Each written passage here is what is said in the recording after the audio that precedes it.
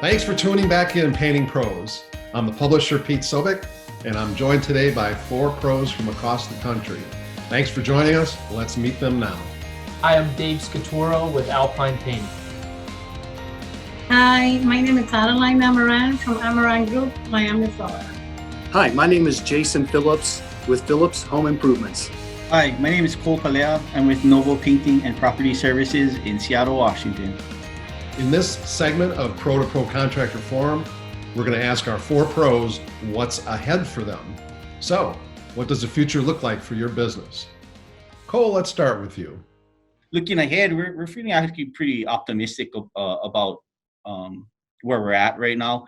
We're making moves. Like a lot of people, disinfecting has been a positive thing to keep keep our wheels turning. We've invested into some electrostatic disinfecting guns and backpacks, and we've actually put a lot into community impact work. So there's been about 20-something murals in our neighborhood that we partner with the Chamber of Commerce on, and that had an unreal response. Things from CBS News to a lot of local press coverage, and that really kept our fire burning and spirits high as we saw the need for community support, really. Dave, how about you? Yeah, for us, Pete, we anticipated that disinfecting, sanitizing, and general cleaning practices would have a big spike. And we marketed pretty heavily to those services. We did not get the amount of opportunities that we had anticipated. I think, and we put out email blasts to almost 1,000 schools within a geographic location around our headquarters.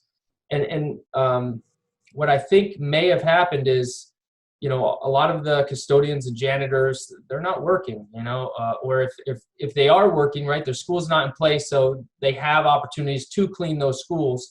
And we weren't getting that work. We did a little bit for some municipalities. We did a little bit for some office buildings, but it wasn't that huge boom.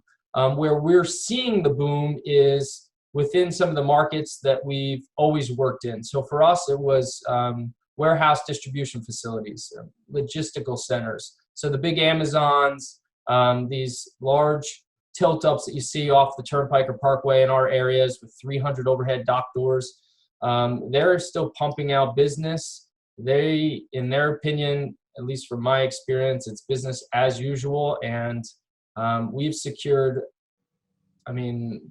over 15 different properties just doing logistics centers in the last 2 months. And it's a huge opportunity for us.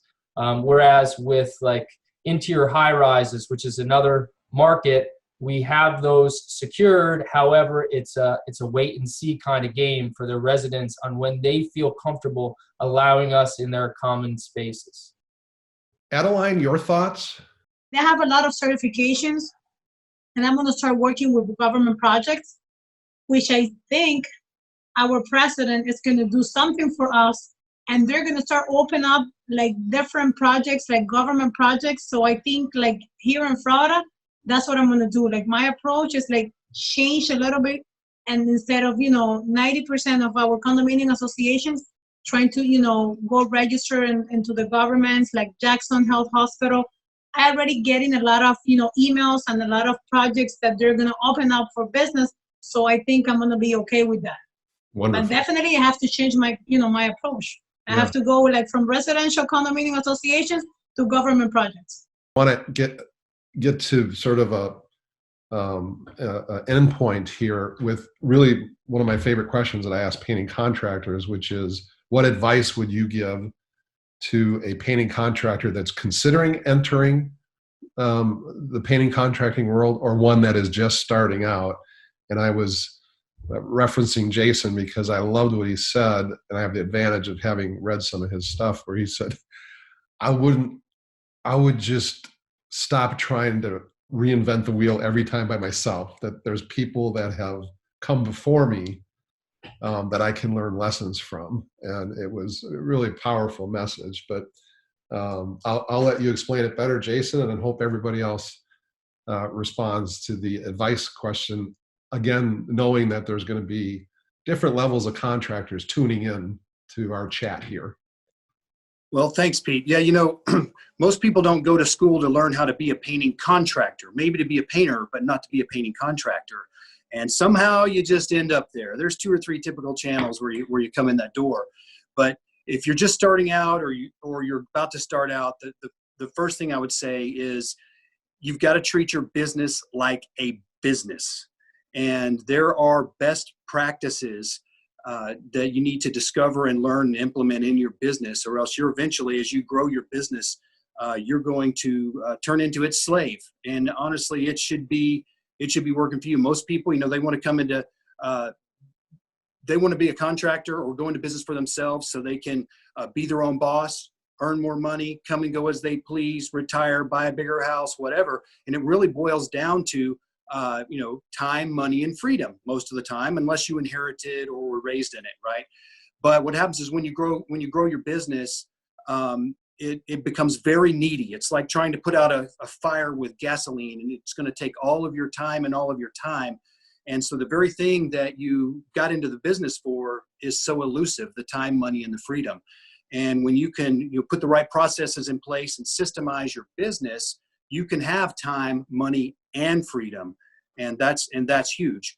And one thing I would say is if you're specifically value your leads from every step of the way, starting with before they hit your website, and know and track every touch point of a prospect, of a customer, of a repeat customer, and value and maximize the value of that lead throughout its lifetime. And that will serve you well, because that's an area of big waste, is things that fall off the radar.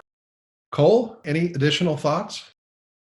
Business is business. Same thing Jason's saying. You have to get your mindset into being a business person and not the painter, right? Thinking outside of the bucket versus in the bucket.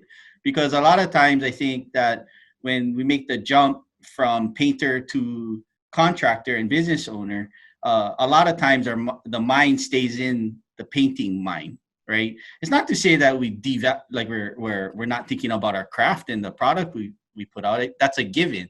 But the skill sets and the demand that Jason mentioned is spot on. It's gonna call on you from different angles that has nothing to do with paint, really. It's gonna be a challenge, and you should be prepared to build skills that you didn't think you needed, right, as a painter.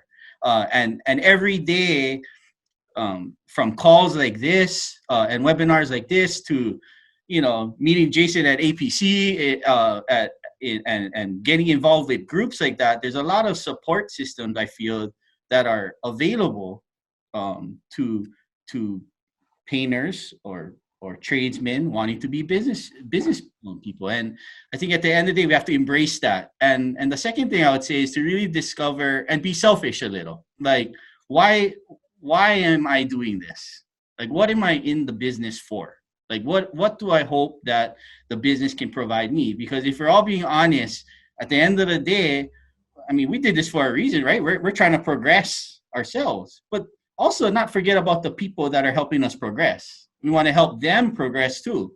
And in the trades, a lot of times it can be cutthroat, in the field level. And what I tell people all the time is, hey, we're trying to help you get from A to B. If it happens that you're trying to get to C and I can't offer you C, I'm going to cheer you out the door and maintain our relationship, because at the end of the day, we all live in the same place. We're all people. I respect you as a person, and we never know when we're going to encounter each other again. And I think in our trade, sometimes a lot of relationships with our production staff and the office get soured, and sometimes in how things are dealt with. Ironically, that's a value point that I hit on when I attract people to work with us. But be selfish a little, like map it out. Like, where do you hope your business takes you?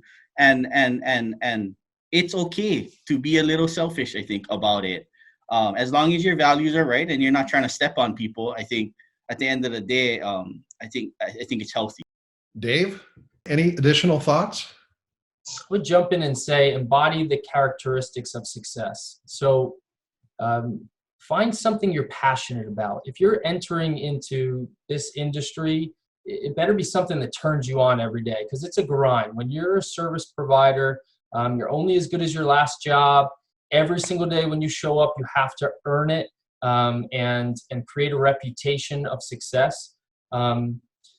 Surround yourself, as Cole said, with really great people, from your office staff to your field craftsmen. Make sure that you're hiring the right people with the right attitudes, the right work ethic, because those people are going to advance you tenfold, whereas the wrong people will drag you back down. Focus on what you can control. Avoid the distractions. Don't allow things to get you off that straight laser-like path that you should have to what success looks like for you and your company. Never take pity on yourself, and create a priority list. Every day, wake up and say, I'm going to take over this day. I'm going to take control of my destiny, and write down those things that are going to get you to that success, that finish line. I like that pity remark. Like, man, that's good. That's good stuff right there. That was really good. Well, my recommendation to any person, not a painter or contractor, that are going to start a business, I think that there's some criteria that, you always have to be honest with your clients. Always tell the truth. And don't lie about any magic particular product that you're going to sell, that it's going to change, the outcome of the project. I think that's the best thing. And as Dave said, whatever you're going to do what you love.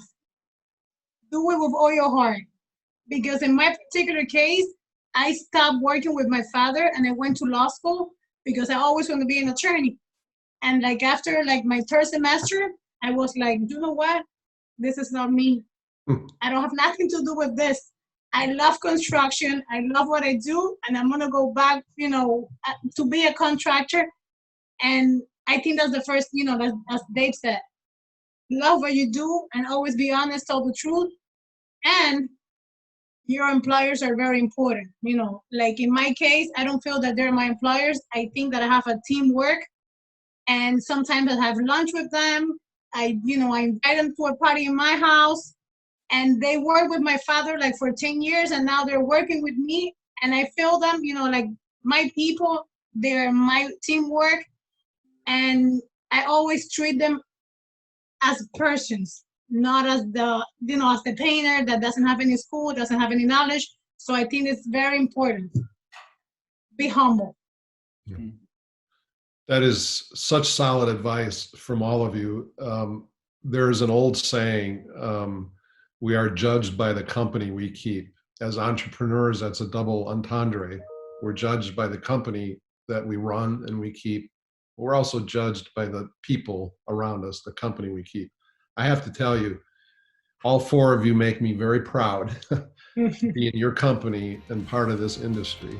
On behalf of PPC Magazine, I would like to thank our four painting pros for all of their valuable business insights and sharing with us their personal stories. Look for more pro-to-pro contractor forums ahead. I'm Pete Sobick, and we'll see you next time.